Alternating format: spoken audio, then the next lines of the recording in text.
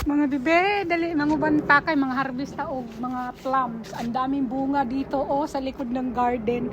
Ayan, mga hinog na yung iba dyan, guys. Dali mga bibe, manguha ta ha. Kayo sayang tamis ra ba ikanang humok na hinog na siya mga bibe agoy katamis siguro ani ato ning tilawan unya inig maka daghan-daghan na tao kay ang humok tamis na kay maunhan na pud tas mga langgam ni ani. Sayang lang ang uban guys kay nangahagbong ra sa yuta nya naapod ni kaning dagko kaayo nangahagbong na ang hinog. Di maato sa mga langgam pero daghan man gyapon mga hinga langgam daghan pa kay bunga diris duol-duol ra ta mang harvest kana siya mga hinog na siya mga bibi ato nang kuhaon kay sayang og ang kanang langgam re magpahimus ni ana daghan kayo mubura.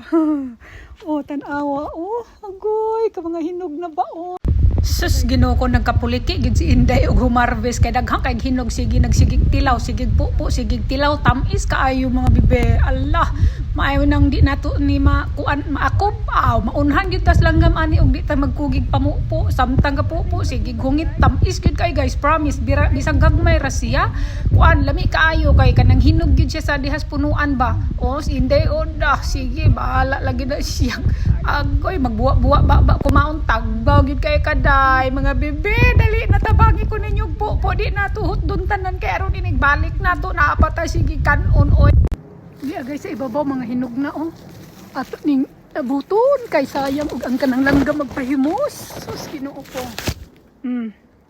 oops hinog na siya pa na daghan na kay mga nangahagbong sayang kaayo lami ra ba tamis kay guys daghan dress ubos uga tago ras dahon.